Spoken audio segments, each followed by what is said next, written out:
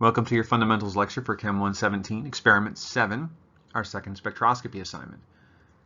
During this assignment, we're going to try to identify an unknown compound using spectroscopic techniques, some of which we've already learned about and others of which we're just about to learn about. We'll be using the familiar technique of FTIR, which relies on bond vibrations and their absorption of infrared light as a means of scanning for functional groups in molecules. But we're also going to rely on NMR spectroscopy, the brainchild of Isidore Rabi. That's going to give us even more structural information.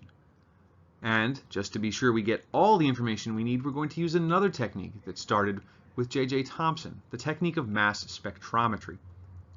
So we have to discuss NMR and mass spectrometry because we've yet to do so in class. So let's talk about the fundamentals of these two techniques before we go any further. Let's begin with proton NMR. Continuous wave NMR, though not often used anymore, is nonetheless one of the more frequently taught methods of NMR data collection because it's the simplest to understand. It involves a radio frequency radiation source, essentially a radio transmitter, transmitting a single wavelength of radio frequency light. And on the other side of this particular instrument is a detector, which is essentially an antenna that's listening for that radio frequency. Now, when we place a sample containing a spin 1/2 nucleus like hydrogen in a magnetic field between those two, it has the potential to absorb the radio frequency, but only when the conditions are just right. At the moment, my conditions aren't just right, and the radio frequency radiation that's being emitted from our radiation source is in fact reaching the detector. But if my field is adjusted such that the Zeeman splitting, or difference in energy between the alpha parallel and beta antiparallel spin states of my hydrogen nucleus is equal to the radio frequency difference, an absorption will occur. So, if I slowly and steadily increase the strength of my applied magnetic field around my hydrogen nucleus, I will eventually reach a point at which the difference in energy is equal to the Zeeman splitting. You can see here that I'm getting very close to it at this point.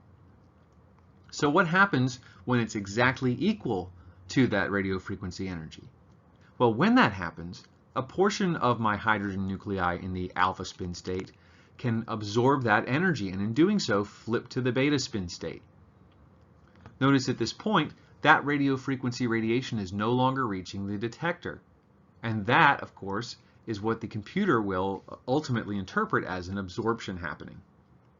But if I continue to scan through by increasing the magnetic field even more, I reach a point at which my Zeeman splitting is now greater than the radio frequency energy that's reaching it. And again, I have no absorption. This is the source of a classic continuous wave NMR spectrum.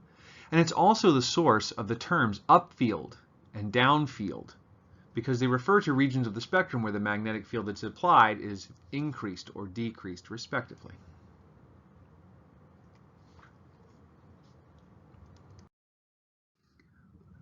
But all of this begs a new question. If all hydrogen nuclei have the same Zeeman splitting at the same applied field, then how is it that NMR is good for anything but just telling us that hydrogen is present? How can we tell anything about the difference between one hydrogen nucleus and another in a chemical sample?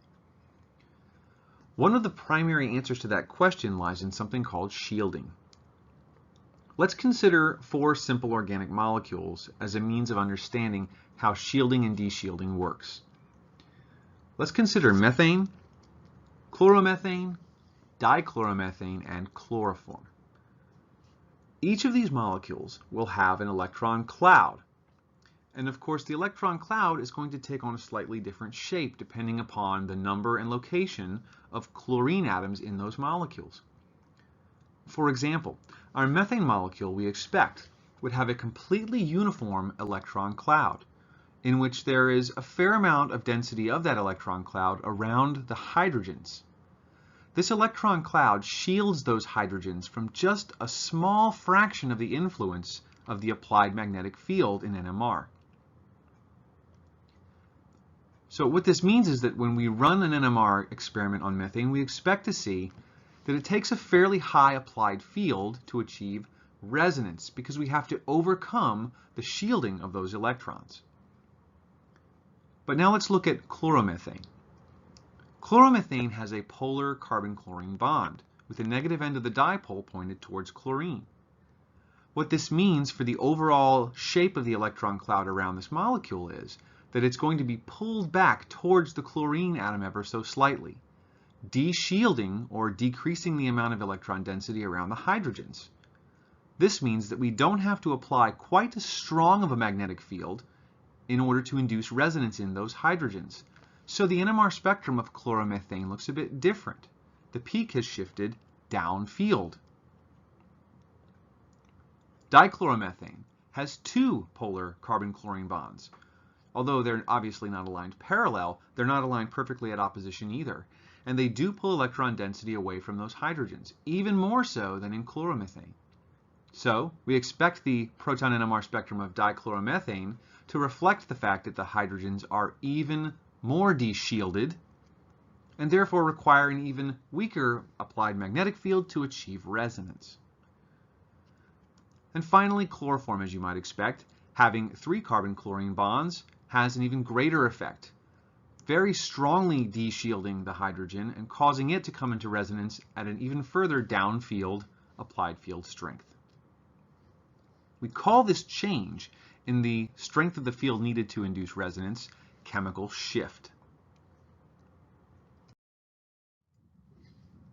But chemical shift is not the only property of a peak that gives us information about the structure of a molecule. Although we just learned that the chemical shift of these peaks tells us something about how shielded or de-shielded those nuclei are, we also can learn something from the integral of that peak, or the area underneath of it. Here's an example of a molecule called T-butyl methyl ether. This is a common gasoline additive. In T-butyl methyl ether, there are two different kinds of hydrogens. There are those on the methyl group, and there are those on the T-butyl group. So we expect them to have different chemical shifts because they're in different chemical environments, and that is indeed what we see in its NMR spectrum. We can go further than this as well. We can assign exactly which of those peaks belongs to which of those hydrogens based upon their proximity to the electronegative oxygen, which pulls the electron density away. We expect the methyl protons should be near 3, and the peak over here around 1 part per million farther upfield belongs to the T-butyl hydrogens. Even more so than that, we can tell that we have a specific number of each. Take a look at that T-butyl hydrogen peak. It's much larger than the methyl peak, isn't it? And that's because the ratio of T-butyl hydrogens to methyl hydrogens in this molecule is 9:3. Therefore, we expect the ratio of areas under the peaks representing these hydrogens to also be 9:3. One could just as easily say 3:1, or 3.3 to 1.1, or 0.3 to 0.1. The magnitude of the individual number is not what matters. It's the ratio of the areas under these peaks that lets us know, hey, T-butyl methyl ether has got 3 times as many T-butyl protons as it does methyl protons. So the chemical shift tells us something about how shielded or de-shielded different hydrogens are. And the integral tells us something about the relative numbers of the hydrogens that are making up each one of those peaks.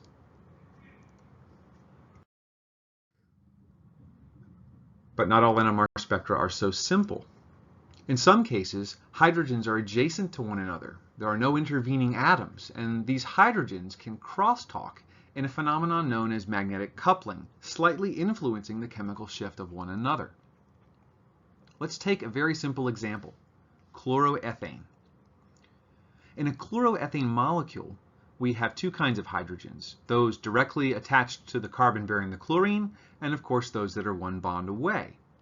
So we would assume that in a proton NMR spectrum, we would see a spectrum that contains 2 peaks, one for each of these types of hydrogens. Yet when we go to the NMR spectrum, what we see is a more complex feature than just a single peak. Take the example of our 2 hydrogens next to chlorine here. We notice that those 2 hydrogens actually produce a peak that consists of 4 lobes. Now, why is this? Well, the reason is because its neighbors have their own magnetic dipoles and therefore exert a small influence over them. Imagine that in one particular molecule in the sample, all 3 of the blue hydrogens adjacent to the hydrogens in question are spin up in the alpha spin state. In this case, their influence would add a bit more magnetic field strength and therefore would cause these particular red hydrogens to come into resonance at a lower field strength. There's one permutation of those 3 that would cause this to happen. Now, we also could have a situation in which we have 2 up and 1 down. That would decrease it a bit less, but we also have 3 different ways that we can make this combination. Similarly, we could have a situation where we have 2 spins down and 1 spin up.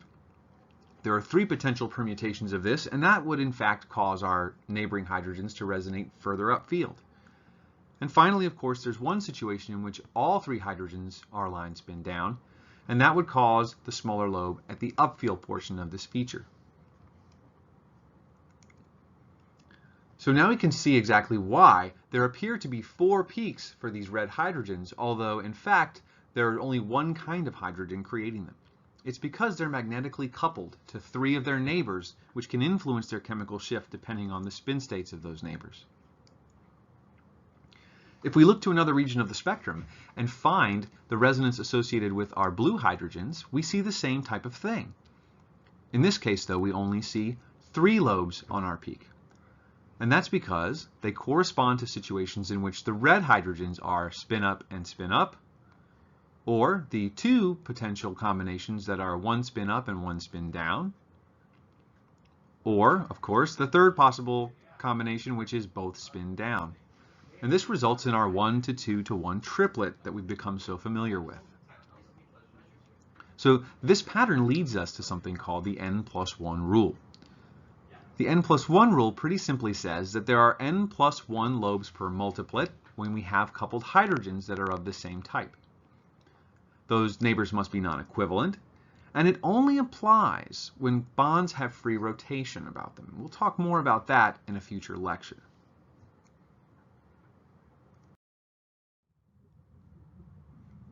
There are a number of different multiplet features that can arise from magnetic coupling, and those include doublets, where we have 1 neighbor, triplets, where we have 2 neighbors of the same kind, quartets for 3, quintets for 4, and sometimes we'll even use the term sextet for 5.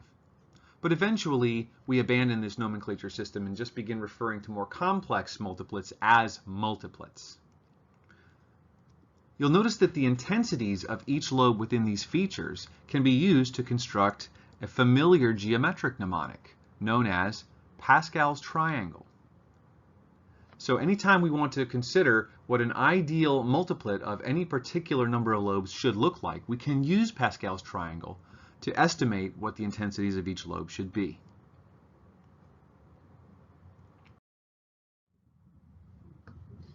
We'll be processing our own NMR data in this course. Your TA is going to help you collect raw data, but it will be up to you to process your own data. So your TA will make arrangements to deliver the raw data to you electronically, and it will be up to you to unzip the data and process that data. I'll be posting a video tutorial on how to use SpinWorks software to do this in another section of the course.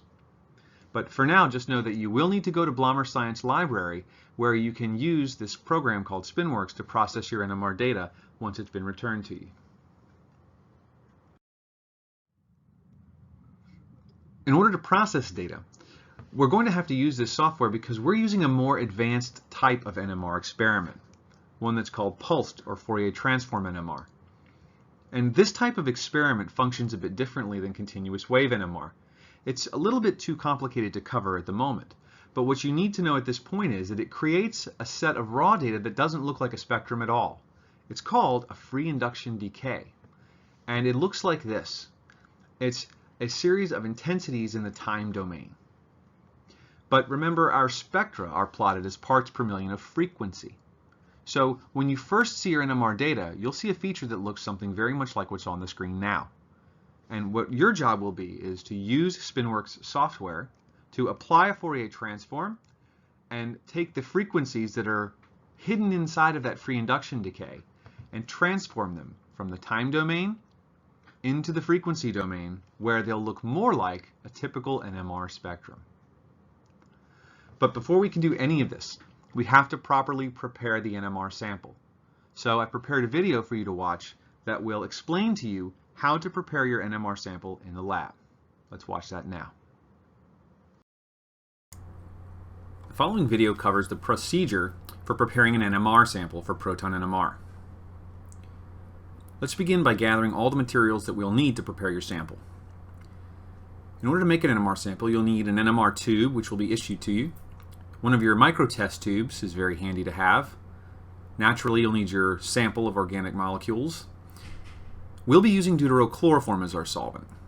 Some folks find it helpful to have a small piece of whey paper to help transfer their powder, a microspatula, a transfer pipette, and some Kim wipes are always a good idea to have handy.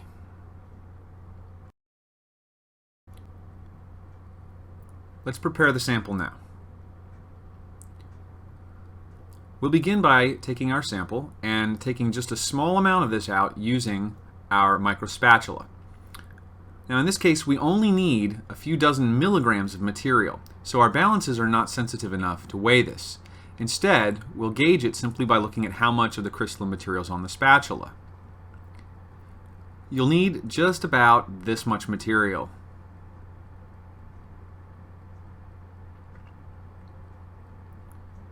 Once you have that material on your spatula tip, add it to the small test tube,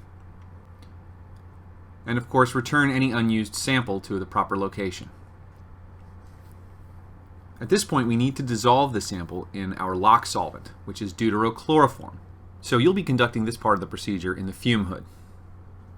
We'll take 1 pipette volume worth of deuterochloroform and add this to our undissolved solid material.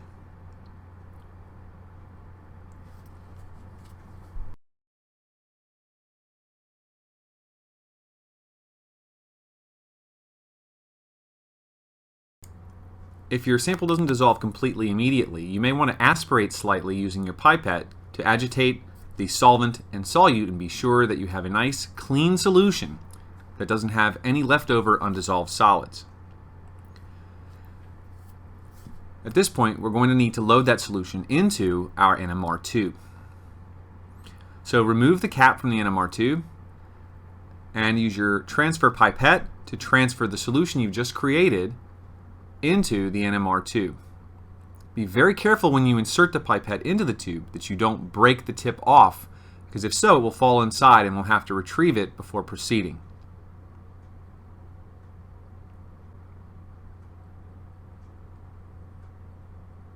After this, we replace the cap to the NMR tube, and we're ready to check our depth of our sample using the depth gauge.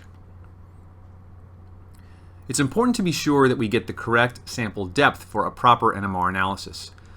So you'll want to hold your NMR sample up to the guide that's on the general lab bench in the middle of the lab. As long as the level of your solvent is above the minimum sample height line, you're ready to go. Finally, we need to label our sample so that our TAs can keep track of them. You'll do this using a fine point Sharpie. Simply take the fine point Sharpie and write your Georgetown net ID directly onto the top of the NMR tube. This will allow your TA to identify which sample is yours when they're loading it onto the instrument. Now your proton NMR sample is ready to be placed with the other samples from your section so that your TA can run the experiment when lab is over.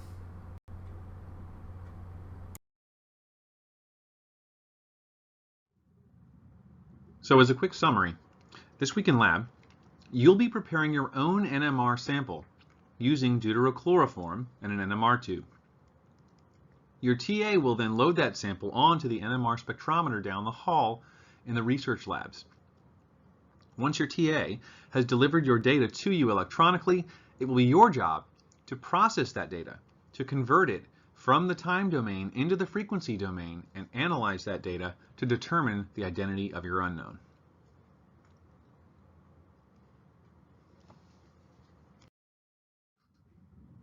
Now let's turn our attention to mass spectrometry for a bit.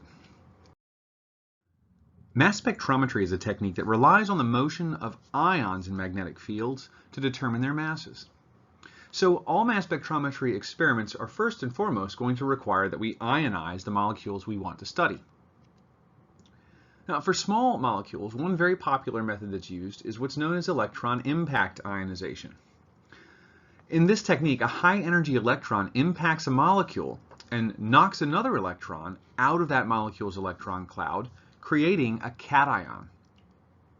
So our molecule in the gas phase is struck with one high-energy electron, which then, in a sort of game of molecular billiards, knocks both itself and the other electron out.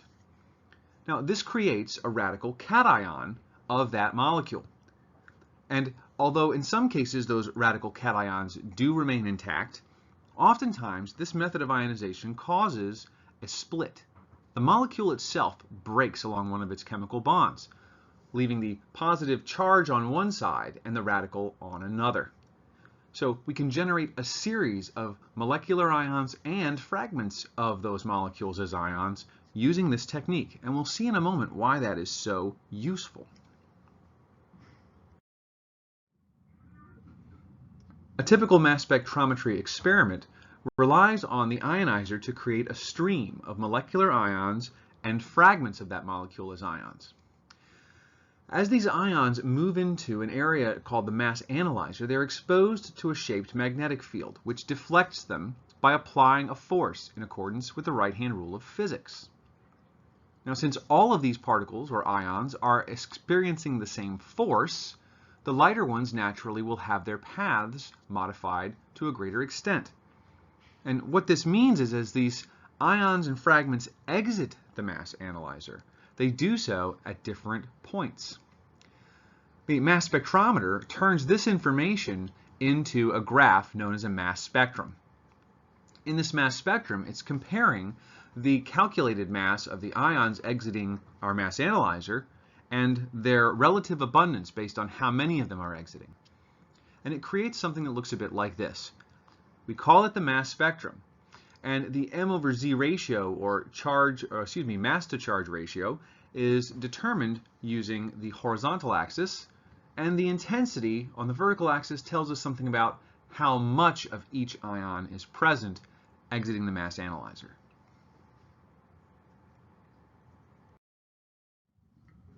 Let's start by considering a little bit about the phenomenon of electron impact ionization and how it causes fragmentation.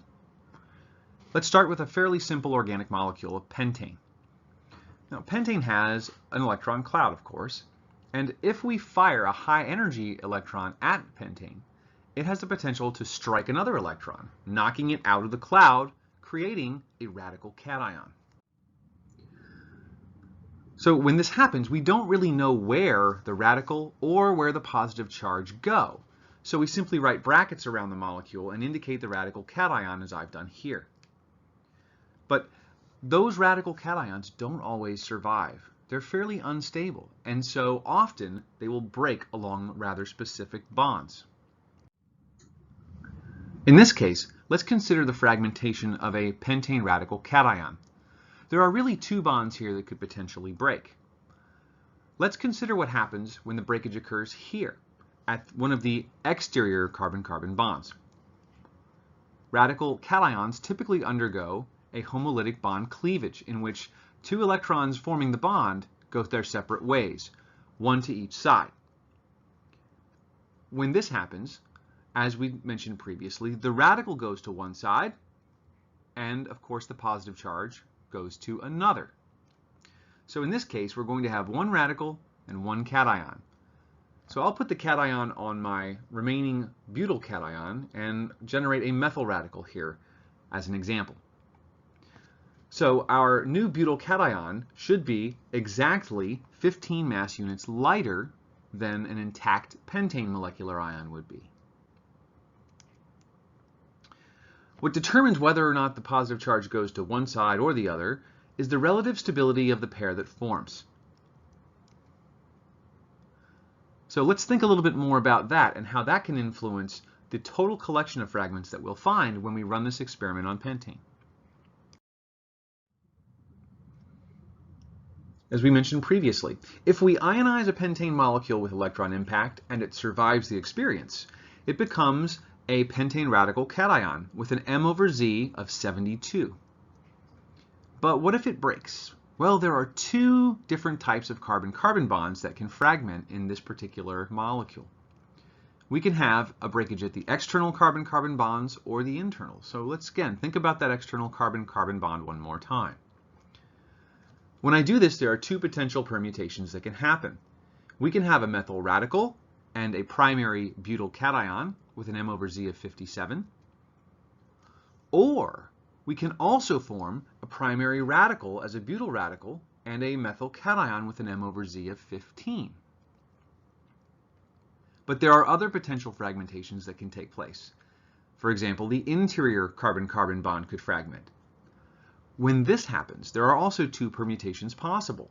There is an ethyl radical and a propyl cation with an M/Z of 43, or potentially a propyl radical and an ethyl cation with an M/Z of 29. So one would anticipate that in the mass spectrum for pentane, we could see all of these various fragmented ions, M/Zs of 29, 43, 15, and 57, in addition to the molecular ion of 72. Now, when we look at the mass spectrum of pentane, that's exactly what we see. We see significant intensities at these specific M/Z values. And we also see a few smaller peaks usually that are 1 mass unit larger or 2 mass units larger as a result of deuterium and carbon-13 natural abundances. But beyond simply having these peaks, we also can learn more from their relative intensities. You'll notice that in this particular mass spectrum, that those ions that form when a primary and a methyl pair form are less abundant than those that would be detected when two primary species form. In other words, the more stable the pair is overall, the greater I expect to be the intensity of that particular peak. And this gives us loads of information about the molecule that's creating this mass spectrum, not the least of which, of course, is that the molecular ion's right there at 72. But each of these fragments also lets us know that it's not just a molecule that weighs 72 mass units, but it's one that has methyl and ethyl functionalities that can be broken apart during the ionization process. And the fragmentation analysis is what's going to help us figure out exactly how this molecule is put together. For this course, you'll be preparing your own GCMS samples, and then you'll be processing your own GCMS data. In the intervening period, your TA will be loading the samples onto the gas chromatograph mass spectrometer to run them. They will post a .sms file to a Get Data section in Blackboard or send it to you via email. And you can view this using Varian MS Workstation, which is installed on the Blommer Science Library computers. I'll also be posting a video tutorial on how to use this software soon. But for now, I'd like you to watch a tutorial on how to prepare a GCMS sample for analysis, because that's what you'll be doing in lab this week. This video covers the preparation of a GCMS sample. Just as before, let's gather our materials to properly prepare the sample. You're going to need a small test tube, your organic material, of course, a GCMS vial and cap, your microspatula, a clean transfer pipette, some methylene chloride in this case is the solvent we'll be using, and of course Kim wipes are always handy to have around. Now let's prepare our solution and load it into the GCMS vial for analysis. We'll begin by taking our small test tube, microspatula, and our sample. And we'll want to transfer just a few milligrams of sample into that small test tube. So we'll be using just what fits barely on the tip of the microspatula, far, far less than we used in our NMR sample preparation. We'll place this amount of our solid material into the test tube and then dissolve it in approximately 1 pipette volume of methylene chloride solvent. The methylene chloride solvent will probably be dried over molecular sieves to be sure we don't get water into the sample as well, which can adversely affect the experiment. So here I'm placing 1 pipette volume of methylene chloride into the sample, and aspirating it slightly to be sure that it's thoroughly dissolved.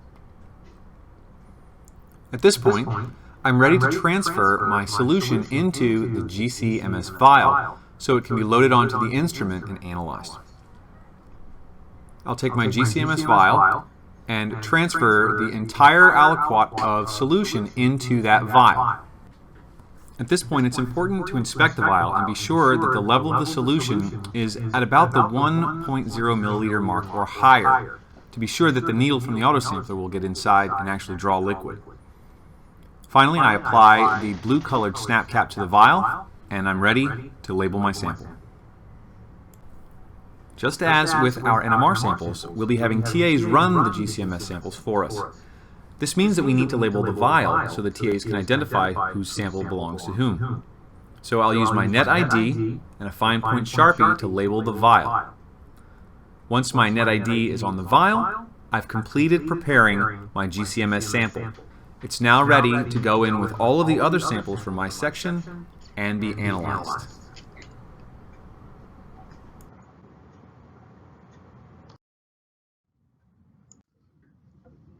So as we just discussed, in lab, you will be responsible for preparing your own GCMS sample in a GCMS vial using methylene chloride as the solvent.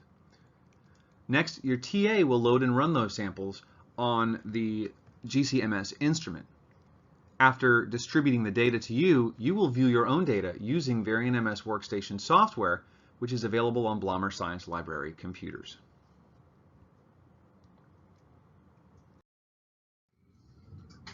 We've had a good discussion about NMR and GCMS today. And that brings us to our goals for the week. And they're a little bit special this time. This week we have a goal before recitation, and that is to predict how the IR, NMR, and mass spectra will look for 8 different candidate compounds, which may be your unknown that you'll be assigned this week. So you'll want to be sure you complete that worksheet and bring it with you to your recitation, where you'll be discussing your entries with your fellow students. In the lab, you're going to collect the IR spectrum of an unknown sample that's been assigned to you. It'll be one of these 8 compounds, and it will be your job to collect an IR spectrum and help use that IR spectrum to identify it. You're also going to prepare and submit samples of that same unknown for NMR and GCMS analysis. This will give us additional insights into the structure of the molecule and allow us to really pin down exactly which of the 8 candidate compounds is your unknown. At that point, you'll leave the lab, and later on in the week, your TA will distribute your electronic NMR and GCMS data to you so that you can process, print, and annotate that data and use it to help identify your unknown following the instructions in the week's procedure. That's all for now, everyone. We'll see you in recitation on Monday and in the lab later this week to collect IR and prepare NMR and GCMS samples of our unknown compounds. See you then.